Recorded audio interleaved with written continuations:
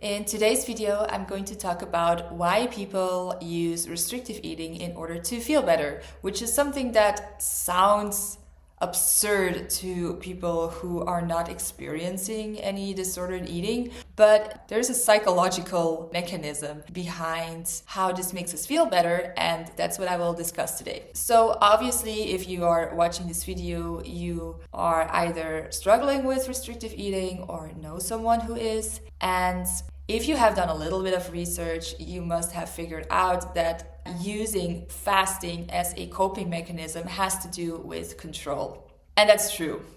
But the question that I'm going to discuss in today's video is, why does it make certain people feel more in control when they are fasting? If we have a very strong, compulsive drive to feel in control, then that stems from an experience, or most of the time, multiple experiences where we have felt profoundly out of control. Well, there is actually a second and third aspect to these experiences of feeling profoundly out of control that is not often talked about when restrictive eating is discussed. And that is that it's about not having been in control or not being in control relative to something or someone, so there's a dependency, and that something or someone that you are dependent upon does not have your best interest at heart. And it is these two additional dimensions that explain why someone would gravitate towards starving themselves in order to feel better, in order to feel in control. How does that then work?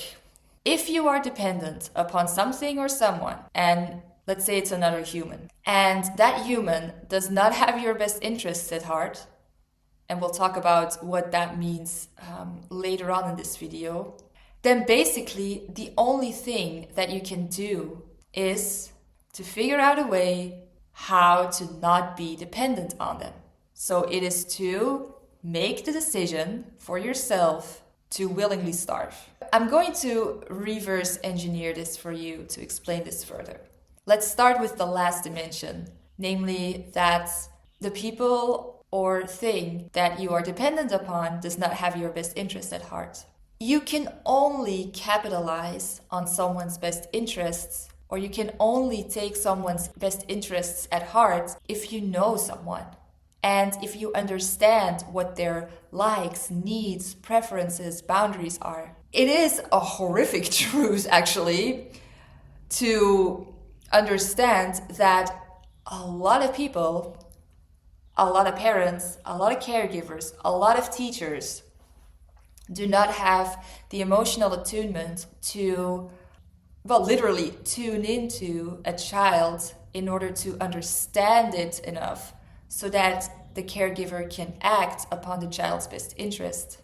And this is often already where these types of problems start to exist. And this also happens with how mothers relate to their infants, for example. If a mother is particularly emotionally cut off for whatever reason, her own life experience, she will not be able to tune into an infant in order to give it the care that it needs the most in the first years of its life.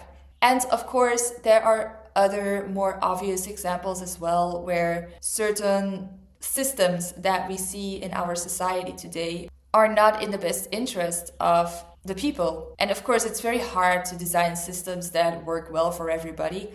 But I'm going to give a very obvious example. If you go into the corporate world, it's a man's world.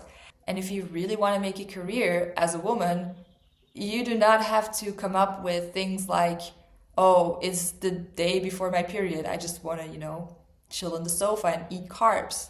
Even it's kind of the same thing as a man would say at 10 o'clock in the evening, it's 10 o'clock in the evening. I'm not going to start working on this super challenging task anymore. And by that, I do not want to say that that's wrong, that it's a man's world.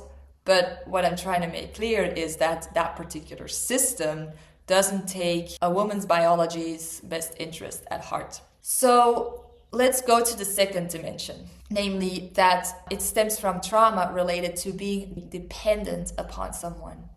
So obviously, as a child, you are completely dependent upon your caregivers for your survival. So that's obvious.